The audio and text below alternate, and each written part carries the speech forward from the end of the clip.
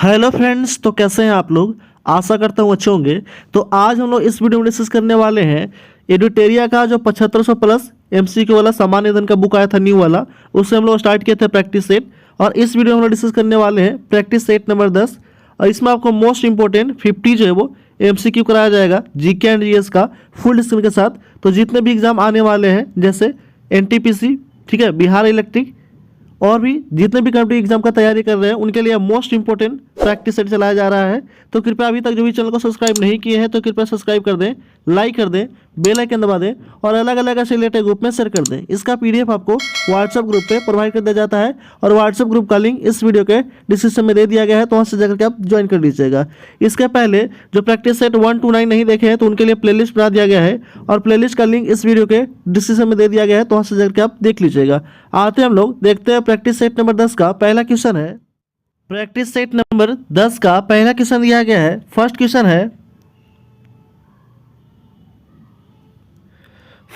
है हमारा कि व्यायाम के दौरान मानव शरीर में पसीना आना निम्नलिखित में से किस एक प्रक्रिया का इंगित करता है। तो यह इंगित करता है आपका परासरण के नियम को इंगित करता है, ठीक है। इसमें जो है पसीना बाहर आता है। ऑप्शन नंबर डी हो जाएगा राइट आंसर।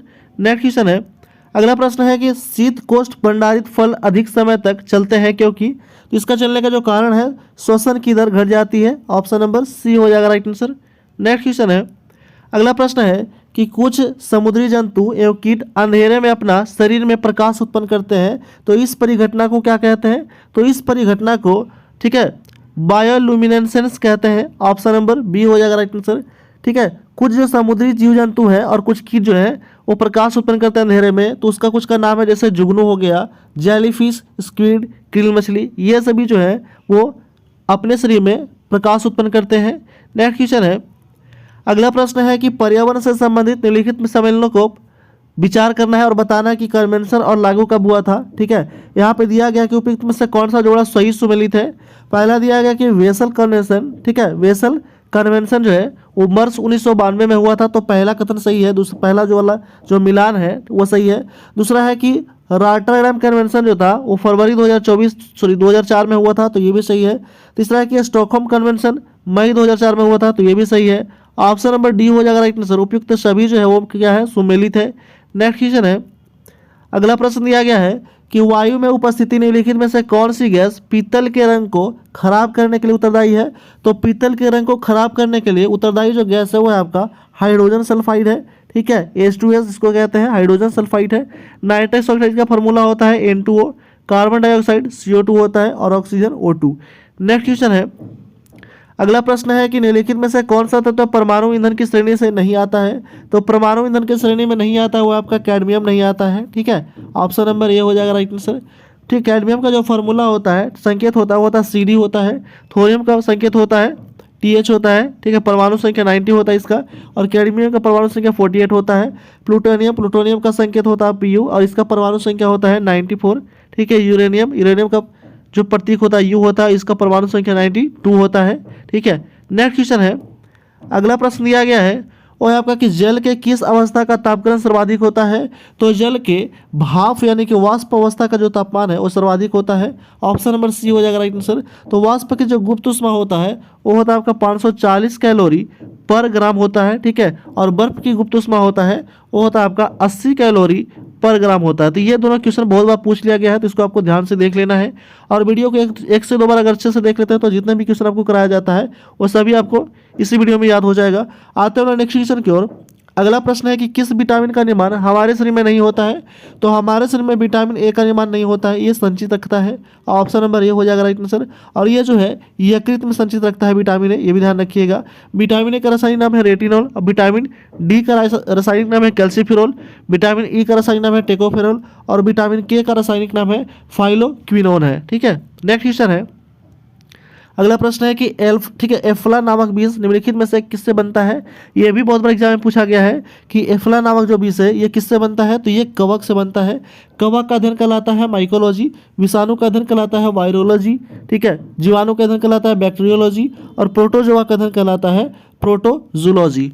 नेक्स्ट क्वेश्चन है क्वेश्चन नंबर 10 है कि एक व्यक्ति तंत्रिका कोशिका की लंबाई कितनी होती है। तो एक व्यक्ति में तंत्रिका कोशिका की जो लंबाई होती है वो 100 सेंटीमीटर होता है। ऑप्शन नंबर डी हो जाएगा राइट आंसर।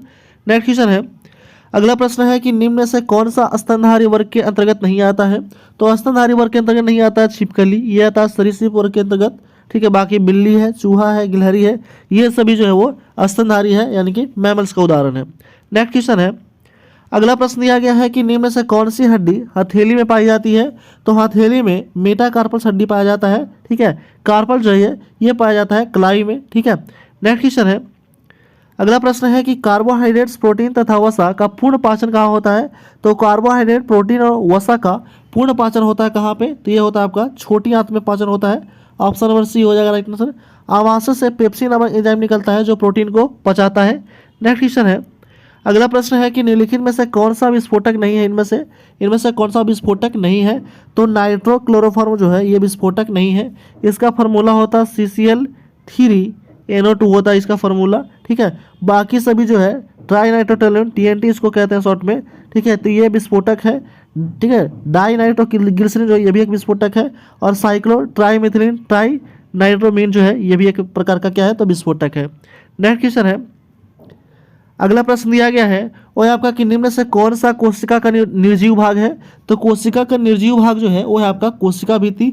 और कोशिका भित्ति का खोज किसने किया था। तो रॉबर्ट हुक ने कोशिका भित्ति और कोशिका की भी खोज किया था। कब, 1665 में। राइबोसोम का खोज किया था J.E. प्लाडे ने। कब, तो 1955 में, 1955 में। जीवद्रव का खोज किया था डुजर्डीन ने। कब, तो 1835 में। ठीक है, उसके बाद माइटोकॉन्ड्रिया का जो खोज किया था वो है अल्बर्ट वॉन। कब किया था, तो 1857 में। नेक्स्ट क्वेश्चन है, अगला प्रश्न दिया गया है, नेक्स्ट क्वेश्चन है, भारतीय गणतंत्रों ने निम्नलिखित में से कौन सा प्रतीक मौर्य राजवंश से अपनाया है। तो मौर्य राजवंश से अपनाया हुआ आपका सारनाथ की लाट जो है ये अपनाया गया है। ऑप्शन नंबर डी हो जाएगा राइट आंसर। नेक्स्ट क्वेश्चन है, अगला प्रश्न है कि निम्नलिखित शासकों में से किसने उच्च अधिकारियों को भरण पोषण के लिए भूमि अनुदान दिया था। तो भूमि अनुदान देने की प्रथा जो है वो सर्वप्रथम स्टार्ट किया था हर्षवर्धन। ठीक है, यानी कि हर्षवर्धन जो है यह स्टार्ट किया था। हर्षवर्धन का कार्यकाल था 606 से लेकर के 647। ठीक है, 647 ईसा पूर्व तक। उसके बाद मौर्य वंश। ठीक है, चंद्रगुप्त मौर्य। तो चंद्रगुप्त मौर्य का जो कार्यकाल रहा था वो रहा था 322 से लेकर के 297 BC तक, यानी कि ईसा पूर्व तक। बिम्बिसार का शासनकाल रहा था 544 से लेकर के 492 BC तक। और अशोक का शासनकाल रहा था 265 से लेकर के 238 ईसा पूर्व तक। ठीक है, BC मतलब होता है बिफोर ऑफ चर्च। ठीक है, क्रिसमस, यानी कि चर्च जो ईसा मसीह है उनके पहले के जो वर्ष होते हैं उनको ईसा पूर्व कहा जाता है। उसको हम शॉर्ट में BC लिखते हैं, तो ये भी ध्यान रखिएगा। ठीक है, BC मतलब होता है ईसा पूर्व और AD मतलब होता है ईसवी सन। नेक्स्ट क्वेश्चन है, अगला प्रश्न है कि मौर्य काल में प्रचलित विनिमय माध्यम कौन सा था। तो विनिमय माध्यम जो था वो पन था। पन जो था वो एक प्रकार का सिक्का था, चांदी का सिक्का था। किसका, तो चांदी का सिक्का था। ठीक है, जो मौर्य काल में प्रचलित था। नेक्स्ट क्वेश्चन है, अरब यात्री अल मसूदी ने किस शासक के शासनकाल में भारत की यात्रा किया था। तो अल मसूदी जो था वो महीपाल प्रथम के समय में भारत की यात्रा किया था। महीपाल प्रथम का जो शासनकाल रहा था वो 988 से लेकर के 1038 ईस्वी तक रहा था। कृष्णदेवराय का शासनकाल रहा था 1424 से लेकर के 1446 तक रहा था। मीर भोज प्रथम का शासनकाल रहा था 836 से लेकर के 855 ईस्वी तक। और नागभट्ट प्रथम का शासन कर रहा था 730 से लेकर के 760 तक। ठीक है, नेक्स्ट क्वेश्चन है, अगला प्रश्न दिया गया है कि पालों और प्रतिहारों के प्रशासन के संदर्भ में उपारिक शब्द जो है वो क्या तात्पर्य है इसका। तो उपारिक जो शब्द का तात्पर्य है वो है आपका भुक्ति या प्रांत का प्रमुख। ऑप्शन नंबर डी हो जाएगा राइट आंसर। नेक्स्ट क्वेश्चन है, क्वेश्चन नंबर 21 दिया गया है कि निम्नलिखित में से कौन से राज्य कनौज के लिए हुए त्रिपक्षीय संघर्ष में शामिल था। तो कनौज में जो त्रिपक्षीय संघर्ष चल रहा था उसमें 3 जो थे वो शामिल थे। कौन कौन, तो वो थे आपका पाल, राजपूत और प्रतिहार। तो ऑप्शन नंबर क्या हो जाएगा, तो ऑप्शन नंबर 2, 3 और 4 हो जाएगा राइट आंसर। ठीक है, 2, 3 और 4। और इसमें ये भी पूछ लिया जाता है कि इसमें कौन विजयी हुआ था। तो प्रतिहार जो था ये विजयी हुआ था, ये भी आपको ध्यान में रखना है। नेक्स्ट क्वेश्चन है, अगला प्रश्न दिया गया है कि निम्नलिखित घटनाओं पर विचार करना है और बताना इसमें कि घटनाक्रम कालक्रम के अनुसार सजाना है कि कौन सा घटना पहले हुआ था। तो कुतुब मीनार का निर्माण हुआ था कब, तो 1192 में। ठीक है, फिरोज शाह तुगलक का मृत्यु कब हुआ था, तो 1388 में। ठीक है, पुर्तगालियों का भारत आगमन हुआ था 1498 में। और कृष्णदेवराय का जो शासनकाल था वो था आपका 1509 से लेकर के 1529 तक था। तो ये सीरीज वाइज दिया गया है, तो ऑप्शन नंबर क्या हो जाएगा 1 2 3 4। ठीक है, ये डेट जो और जो भी एक्स्ट्रा फैक्ट आपको बताया जाता है तो आप पेन और कॉपी लेकर के बैठ सकते हैं, ताकि एक्स्ट्रा फैक्ट जो है उसको आप नोट डाउन भी कर सकते हैं। ठीक है, आते हैं नेक्स्ट क्वेश्चन की ओर। अगला प्रश्न दिया गया है वो है आपका कि मध्यकालीन भारत के दौरान फनम शब्द का उल्लेख किया गया था कहाँ पे? तो फनम शब्द का उल्लेख किया गया सिक्कों के लिए, और फनम जो था एक स्वर्ण मुद्रा का सिक्का था जो सबसे पहले 1815 में मद्रास प्रेसिडेंसी में जारी किया गया था। ये भी आपको ध्यान में रखना है। नेक्स्ट क्वेश्चन है, अगला प्रश्न है कि लॉर्ड मेयो के बारे में निम्नलिखित कथन पर विचार करना है और बताना इसमें कि कौन सा कथन सही है लॉर्ड मेयो के बारे में। पहला कथन है कि लॉर्ड मेयो भारत के 5वें वायसराय थे, तो ये गलत है, ये 4थे वायसराय थे। ठीक है, दूसरा है कि भारत में प्रथम जनगणना लॉर्ड मेयो के शासनकाल में हुआ था, तो ये दूसरा कथन सही है। तीसरा है कि इसकी मृत्यु 8 फरवरी 1872 को पोर्ट ब्लेयर में हुई थी और इन्हें डबलिन में दफनाया गया था, तो ये भी सही है। चौथा है कि लॉर्ड मेयो 1869 से लेकर के 1872 के बीच भारत के गवर्नर जनरल रहे थे, तो ये भी आपको सही है। यानी कि ऑप्शन क्या हो जाएगा? तो ऑप्शन नंबर हो जाएगा 2 3 और 4, ऑप्शन नंबर डी हो जाएगा राइट आंसर। नेक्स्ट क्वेश्चन है, अगला प्रश्न दिया गया है कि निम्नलिखित में से कौन सा नेता असहयोग आंदोलन से सहमत नहीं था और आंदोलन के कारण कांग्रेस छोड़ दिया? तो ये था आपका इनमें से सभी थे। ठीक है, तो इसमें सहमत कौन कौन थे? तो थे आपका महात्मा गांधी थे, बिपिन चंद्रपाल थे, जिन्ना थे, एनी बेसेंट थे। असहयोग आंदोलन जो था वो कब होता है? तो 1 अगस्त 1920 को स्टार्ट होता है असहयोग आंदोलन। नेक्स्ट क्वेश्चन है, अगला प्रश्न दिया गया है कि सत्ता हस्तांतरण के समय निम्नलिखित राज्यों में से किस में कांग्रेस का दल पूर्ण विकसित, ठीक है, विकसित संगठन था? तो पूर्ण विकसित संगठन था मैसूर में, ऑप्शन नंबर सी हो जाएगा राइट आंसर। नेक्स्ट क्वेश्चन है, पेशवाई को कब समाप्त कर दिया गया था? तो पेशवा जो पद था उसको 1818 में समाप्त कर दिया गया था, बाजीराव द्वितीय के समय में जो है समाप्त कर दिया गया था। किसके द्वारा? तो ब्रिटिश सरकार के द्वारा ये जो था वो पद को समाप्त कर दिया गया था। नेक्स्ट क्वेश्चन है, अगला प्रश्न दिया गया है कि भारत के भवन वास्तु पर स्पष्ट फ्रेंच प्रभाव कहाँ प्रचलित होता है? तो यह प्रचलित होता है आपका पुदुचेरी में, ऑप्शन नंबर सी हो जाएगा राइट आंसर। नेक्स्ट क्वेश्चन है, क्वेश्चन नंबर 29 है कि भारत में निम्न वायसराय में से किसके काल में Indian penal code, civil procedure code और क्रिमिनल प्रोसीजर कोड को पारित किया गया था? तो यह पारित किया गया था आपका लॉर्ड कैनिंग के समय में। लॉर्ड कैनिंग का जो कार्यकाल था 1856 से लेकर के, ठीक है, 1856 से 62 तक था। लॉर्ड मेयो का कार्यकाल था कब से कब तक? तो 1869 से लेकर के 1872 तक था। लॉर्ड डलहौजी का कार्यकाल था 1848 से लेकर के 1856 तक था, और लॉर्ड डफरिन का कार्यकाल था 1884 से लेकर के 1888 तक था। ठीक है, नेक्स्ट क्वेश्चन है, अगला प्रश्न दिया गया है कि वह कौन सा कांग्रेस अध्यक्ष था जिसने क्रिप्स मिशन व लॉर्ड वेवेल दोनों से वार्ताएं की थी? तो क्या था आपका अबुल कलाम आज़ाद। सबसे कम उम्र के ये कांग्रेस के अध्यक्ष बने थे, ये भी आपको ध्यान में रखना है। कौन? तो अबुल कलाम आज़ाद, और ये भारत के पहले शिक्षा मंत्री भी बने थे। नेक्स्ट क्वेश्चन है, अगला प्रश्न दिया गया कि हमारे सौरमंडल से संबंधित निम्नलिखित कथनों पर विचार करना है और बताना इसमें कि कौन सा कथन सही है। पहला कथन दिया गया है कि सप्तऋषि, ठीक है, पहला कथन है कि सप्तऋषि बिग बियर तारामंडल का हिस्सा बनाता है, तो पहला कथन सही है। दूसरा कथन है कि सप्तऋषि उर्सा मेजर तारामंडल का हिस्सा बनाता है, तो यह गलत है।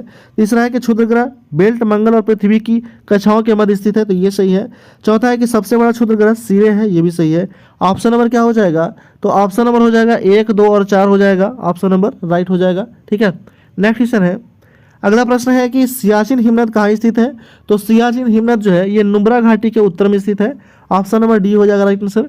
नेक्स्ट क्वेश्चन है, अगला प्रश्न है कि पुराणों में किस नदी को मेकल पर्वत या मैकाल पर्वत की कन्या मेकल सुत्ता कहा गया है? तो मेकल सुत्ता कहा गया है नर्मदा नदी को। नर्मदा नदी का उद्गम स्थल है अमरकंटक और इसका जो लंबाई है वो 1312 किलोमीटर है। ताप्ती नदी का उद्गम स्थल है सतपुड़ा पर्वत और इसका लंबाई है 724 किलोमीटर। बेतवा नदी का उद्गम स्थल है विंध्य पर्वत और इसका लंबाई है 590 किलोमीटर। गोदावरी नदी यह नासिक के त्र्यंबकेश्वर पहाड़ी से निकलती है और इसका लंबाई है 1465 किलोमीटर। ठीक है, नेक्स्ट क्वेश्चन है, अगला प्रश्न दिया गया है कि भूमध्य रेखा निम्नलिखित में से किस देशों से होकर गुजरती है? तो भूमध्य रेखा जो है ये गुजरती है मालदीव, गैबोन और ब्राजील से होकर गुजरती है, ऑप्शन नंबर ए हो जाएगा राइट आंसर। नेक्स्ट क्वेश्चन है, अगला प्रश्न दिया गया है कि भारत के संविधान के अनुच्छेद 355 से 55 के तहत संघ यह कर्तव्य है कि क्या है कि बाहरी आक्रमण और आंतरिक अशांति राज्यों में की रक्षा करना है, ऑप्शन नंबर ए हो जाएगा राइट आंसर। नेक्स्ट क्वेश्चन है, और ये जितना भी आपको क्वेश्चन कराया जा रहा है ये मोस्ट इंपॉर्टेंट क्वेश्चन है, ठीक है। इसमें आपको 50 जो है वो जीके जीएस का क्वेश्चन एक प्रैक्टिस सेट पे कराया जाता है, ठीक है। और जितने भी एग्जाम अभी आने वाले हैं, जैसे एनटीपीसी का एग्जाम आने वाला है, बिहार इलेक्ट्रिक आने वाला है, ठीक है, उसके बाद एएसओ का एग्जाम आने वाला है, तो जितने भी कॉम्पिटिटिव एग्जाम का तैयारी कर रहे हैं उनके लिए मोस्ट इंपॉर्टेंट प्रैक्टिस सेट चलाया जाता है 50, ठीक है, जो न्यू बुक आया है एडोटेरिया का। लगभग इसमें 7500 प्लस एमसीक्यू दिया गया है और जो एनसीईआरटी बेस पे आधारित है। तो कृपया अभी तक जो भी चैनल को सब्सक्राइब नहीं किए हैं तो कृपया सब्सक्राइब कर दें, लाइक कर दें, बेल आइकन दबा दें और अलग अलग रिलेटेड ग्रुप पे शेयर कर दें। इसका पीडीएफ आपको व्हाट्सएप ग्रुप पे प्रोवाइड कर दिया जाता है और व्हाट्सएप ग्रुप का लिंक इस वीडियो के डिस्क्रिप्शन में लिंक दे दिया गया है, तो वहाँ से जाकर आप ज्वाइन कर लीजिएगा। आते हैं नेक्स्ट क्वेश्चन की ओर। अगला क्वेश्चन है 36 नंबर क्वेश्चन। दिया गया है कि राज्यसभा के सभापति के रूप में उपराष्ट्रपति क्या नहीं कर सकता है। तो क्या नहीं कर सकता है, तो लोकसभा और राष्ट्रपति के समक्ष राज्यसभा का प्रस्ताव जो है वो राज्यसभा का प्रवक्ता जो है वो नहीं कर सकता है, ठीक है। क्वेश्चन दिया गया था कि राज्यसभा के सभापति के रूप में उपराष्ट्रपति क्या नहीं कर सकता है, तो लोकसभा और राष्ट्रपति के समक्ष राज्यसभा का प्रवक्ता नहीं कर सकता है। नेक्स्ट क्वेश्चन है, अगला प्रश्न दिया गया है कि किस संवैधानिक सरकार के दो आधारभूत मूल्य क्या होते हैं। तो दो आधारभूत मूल्य जो होते हैं वो स्थिरता और स्वतंत्रता है। ऑप्शन नंबर ए हो जाएगा राइट आंसर। नेक्स्ट क्वेश्चन है, अगला प्रश्न है कि निम्नलिखित में से किस गुण से यह निर्धारित होता है कि भारत संविधान का परिसंघ है। तो भारत संविधान का परिसंघ है केंद्र और राज्य के बीच शक्तियों का वितरण। ऑप्शन नंबर डी हो जाएगा राइट आंसर। नेक्स्ट क्वेश्चन है, अगला प्रश्न दिया गया है कि राष्ट्रपति किसकी अनुशंसा पर लोकसभा भंग कर सकता है। तो लोकसभा भंग कर सकता है केंद्रीय मंत्रिमंडल की अनुशंसा पे। ऑप्शन नंबर सी हो जाएगा राइट आंसर। नेक्स्ट क्वेश्चन है, अगला प्रश्न है कि लोकसभा के सचिवालय का नियंत्रण प्रत्यक्ष रहता है किसके द्वारा। तो लोकसभा के सचिवालय का नियंत्रण प्रत्यक्ष रहता है किसके द्वारा, तो ये रहता है आपका लोकसभा अध्यक्ष के द्वारा। ऑप्शन नंबर सी हो जाएगा राइट आंसर। नेक्स्ट क्वेश्चन है, अगला प्रश्न है कि निसार मिशन इसरो तथा किसके मध्य संयुक्त परियोजना है। तो इसरो तथा नासा की संयुक्त परियोजना है निसार, ठीक है। नासा का फुल फॉर्म होता है national aeronautic and space administration.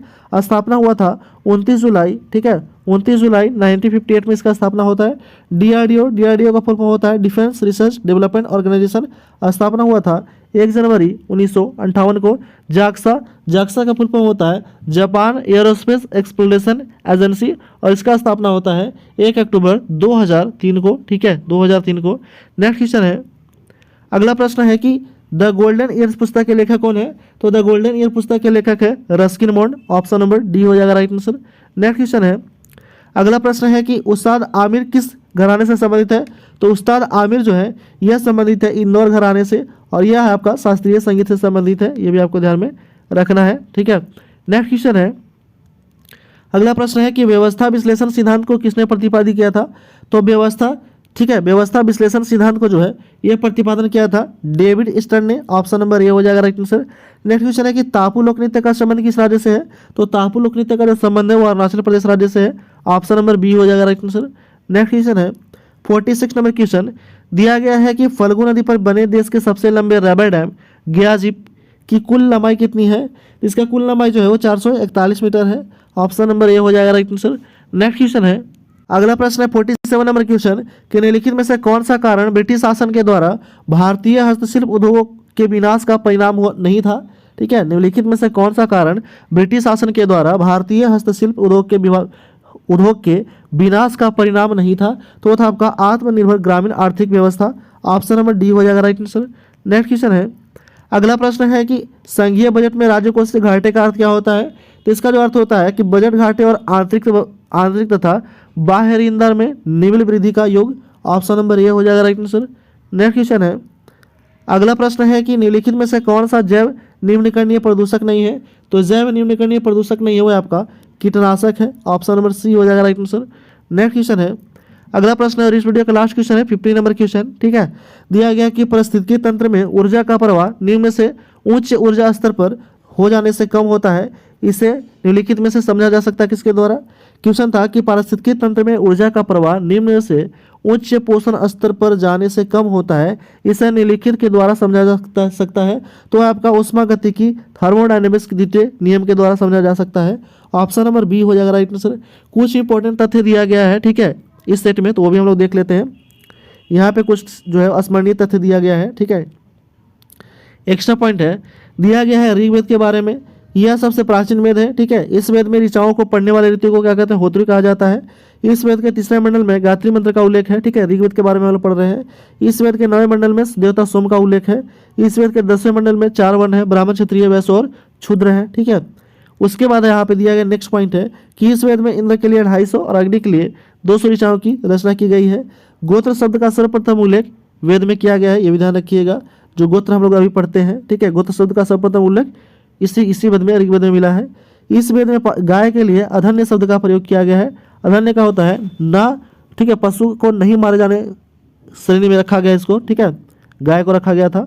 तो इस तरह हम लोग प्रैक्टिस सेट नंबर जो था वो 10 जो था हम लोग समाप्त कर लिए हैं, जिसमें आपको 50 मोस्ट इंपॉर्टेंट, ठीक है, 50 जो है मोस्ट इंपॉर्टेंट जीके जीएस का क्वेश्चन आपको कराया गया फुल डिस्कस के साथ। तो कृपया अभी तक जो भी चैनल को सब्सक्राइब नहीं किए हैं तो कृपया सब्सक्राइब कर दें, लाइक कर दें, बेल आइकन दबा दें और अलग अलग असलियत ग्रुप में शेयर कर दें। Thanks for watching.